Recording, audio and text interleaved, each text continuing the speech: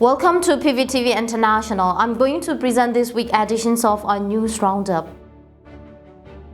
Cabinet News: Myanmar Military will target civilians. In an address to the Humanitarian Assistance and Disaster Response Commissions of the NUG on November 14, Acting President Kawlin warned that the Myanmar Military may intentionally target civilians. According to the statistic collected by the Ministry of Human Rights, the Myanmar Military has committed more than 100 massacres since the coup. The Acting President warned that intentional targeting of civilians, similar to the attacks at Basiji and Monglang Cat, may occur. He also expressed his gratitude to the ministry that have been able to work closely with CSO on ground to provide humanitarian assistance. Acting President calls for Myanmar military soldiers and police to lay down arms. Acting President Kawlin urged soldiers, police and non-CDM civil servants to join the resistance movement in his address to the nations on November 11. Instead of fighting the PDFs and allied forces, he urged military and police to lay down their arms because of the rising fear and turmoil within the military and the junta. The Strict Administration Council, SAC, in his context, the acting president said, "There is no dishonor in laying down arms. It is the right and moral thing to do." He also urged businesses stay supporting the SAC and non-CDN civil servants to understand the current state of affairs and come over to the resistance. Counter-offensive increases momentum of Spring Revolution. The momentum of the People's Spring Revolution has surged since late October as strategic counter-offensive leads to the takeover of camps and towns in the federal states and the regions where interim people's administrations are being established. The NUG announced on November 11. In Shan, Operation 1027, spearheaded by Three Brotherhood Ally, is making significant progress. In Kachin, the coalitions of Kachin Independence Army, KIA, and the People Defense Force, PDF, has taken the district town of Kawlin in Sakai. As attack approached urban center, the Emergency Operation Coordinating Committee, EOCC, is working to mitigate the impact. The EOCC's primary objective is to provide support to groups on the ground before, during and after attacks aimed at gaining control over an area. The NUG has also appealed to local and international private donors, international governmental organizations, international non-governmental organizations, and civil society organizations to mobilize funds or deliver urgently needed emergency humanitarian assistance. NUG and the Karenni State Interim Executive Council successfully evacuate UN staff.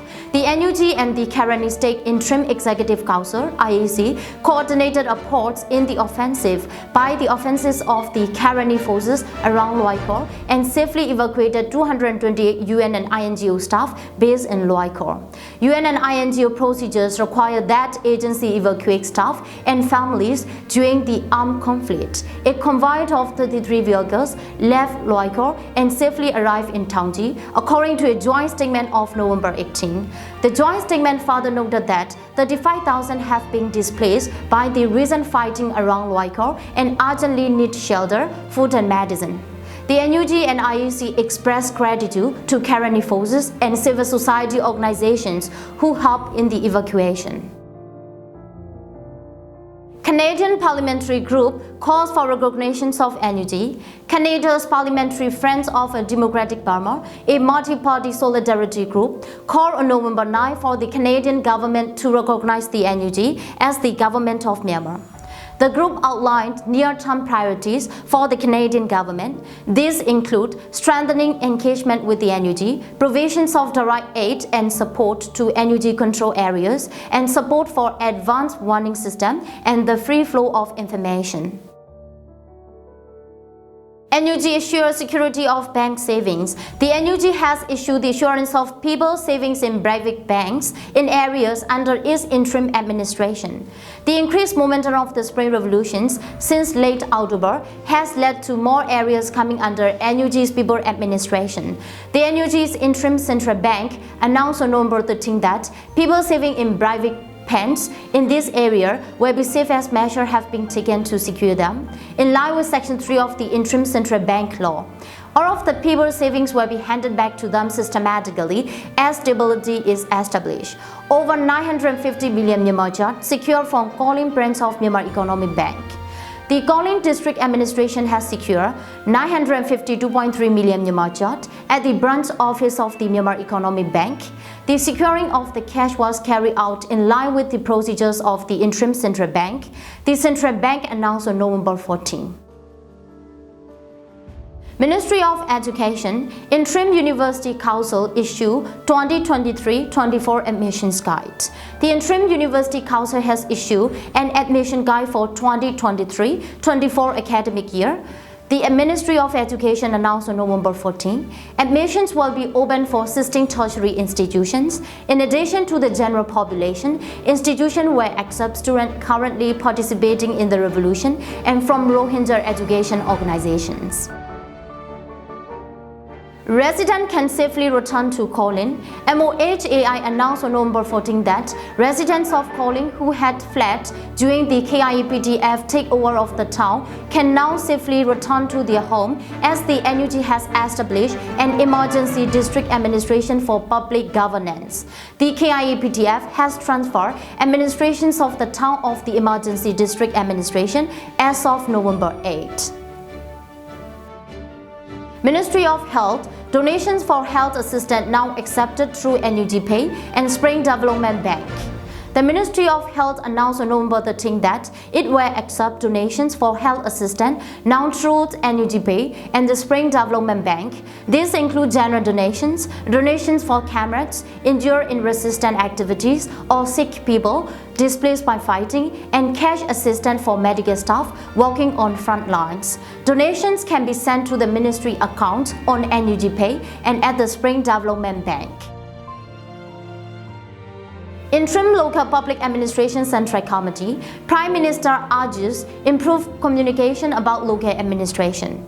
Better internet and external communication is needed for the work of the local public administration, urged Prime Minister Mawin Kaidan at meeting of the Interim Local Public Administration Central Committee on November 16. The issuing of emergency orders, guidelines, and leaflets to inform the public, as well as good communication with the townships are necessary for both harm reduction and the functioning of the local administrations, he said. The Prime Minister also called for efforts to raise national and international awareness and improve press coverage of the work of the public administrations, including the areas of administration, judicial system, defense, and financial management.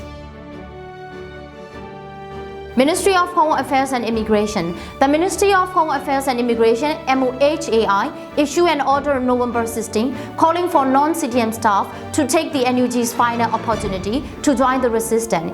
He warned that the failure to do so will result in severe and unavoidable legal actions.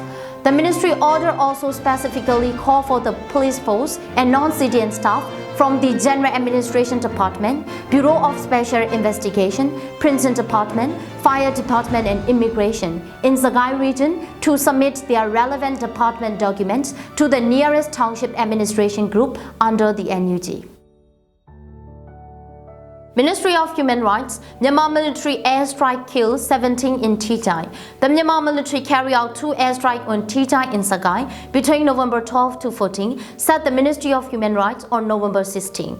The strike killed 17 people in total, including 2 children under 2 years of age, 1 child under 6, and a pregnant woman. Another 26 people were injured, while homes and monasteries were destroyed, despite the fact that there is currently no fighting in the area. Airstrike in Chin State kills 11. The Myanmar Military launched an airstrike on Welu Village, Matubi Township, Chin State on the evening of November 15, 2023, according to the Ministry of Human Rights. The attack was not in response to any military actions on the part of resistance forces, as the area has military activity. At approximately 6:40, one fighter jet dropped a large cluster bomb, while another fires rockets. 11 people were killed, 8 of whom were children. 4 others were seriously injured, including a 5-year-old child. A total of 22 houses and school and a church were damaged. Military news from November 13 to 19. Major developments in the third week of November include resumptions in fighting between the Arkhan Army, AA and the Myanmar Military in Rakhine State, and uptake in surrender by soldiers from Myanmar Military. On November 13, the AA attacked military posts in Yatidang Township, breaking a nearly one-year ceasefire with the Myanmar Military. In the context of Operation 1027, the AA attacks show that the counter-offensive against the military has suppressed to Rakhine State. Since the resumptions of hostility, AA has taken nearly 40 Myanmar military border defense camps and police stations. In some cases, troops deserted the camps without fighting. The AA has captured Major Tan Zinton and Captain Pyo Zia Line of the Sidri-based Light Infantry Battalion 344. In addition, 22 police officers at Apawat Village Police Station in Chowdo Township surrender with their weapons to the AA, as is overrun the Pauto Police Station. The AA has also captured the two military camps at Trong Ai Strategy and Nobun Strategy in Palewat Township, Che and Dongyu Camp in Maudo Township. The renewed fighting is currently concentrated in townships along the Bangladesh-Myanmar border. North of Rakhine, revolution forces in Chin have captured and raised the Chin national flag over Recorder near the India-Myanmar border. This is the first town in Chin state to be seized by resistant forces. It is anticipated that more fighting to occupying towns will occur in Chin. The airstrike by the Myanmar military, which typically coincide with this fight, have been noticeably absent so far. There has been a rapid increase in surrender or defections to resistant forces in Shan, Zagai, Chin, Karenni and Karen. These surrenders have grown from individuals to platoons to non-battalions. A rapid uptick in surrenders could over time lead to the collapse of the Myanmar military. The first surrenders of an entire army battalion occur in Laogai on the Myanmar-China border as the 127 Strong Infantry Battalion, 127 including its commander and their 134 family members, surrendered to 3 BHA forces. The inclusion of their family is notable, indicating that not only the soldier but those closest to them. The lieutenant colonel who led the surrender is being hailed for choosing the lives of his men and their loved ones over a doomed battle. Amid continued fighting in Loikor on November 16, 32 soldiers and their commanders stationed at Loikor University surrendered to the Karenni Nationality Defense Force (KNDF). Video footage showed the soldiers coming out of the gates of the university, most of them visibly underfed and some badly wounded. The KNDF moved the soldiers to an open field while medics immediately started to treat the wounded men. Further south, 23 soldiers from a light infantry battalion surrendered with their weapons to a joint PDF Karen National Liberation Army Force at Chaunokwa, Chaimayo Township in Mon. Significantly, one of the pilots who ejected from F-8 aircraft shown down by the Karenni forces has surrendered on Sunday, November 19 to the Karenni National Progressive Party (KNPP). He is the first pilot to be captured or to surrender to revolution forces. The noticeable increase in surrender is due to fatigue, demoralizations and awareness of much increased livelihood of frontline duty within the military, arising from nationwide strategy of the NUG and its alliance. Further evidence of the military stick lies in the calling up of non-combat military personnel, as well as the training of civil servants and veterans, all to replace the increased losses of the resistant forces. The junta is also attempting to bolster its forces with Buzoti militias, civil servants and family members of soldiers. The evidence of the last week is that this is unlikely to be successful. Summary of the Association for the Assistance of Political Prisoners AAPP statement on the current situation, which is updated on 17 November 2023. Since the 1st of February 2021 coup, a total of 4,190 people, including pro-democracy activists and civilians, have been killed by the junta and pro-military groups during the Spring Revolution. In addition to the total fatality figure, AAPP has documented around 500 deceased persons whose names are unknown and still need to be verified. Since the coup, a total of 25,420 people have been arrested by the junta in relation to its seizures of power. 19,693 are currently in detention, 8,067 of whom are serving sentences. There are a total of 120 post-coup death row prisoners as of November 17, 2023. 119 people have been sentenced in absentia, of whom 43 have been sentenced to death. This makes a total of 163 people who have been sentenced to death. 5,727 people have already been released. These are the numbers verified by AAPP. The actual numbers are likely much higher. Let's see what we have for our weekly roundup news in coming weeks. Thanks for watching PVTV International.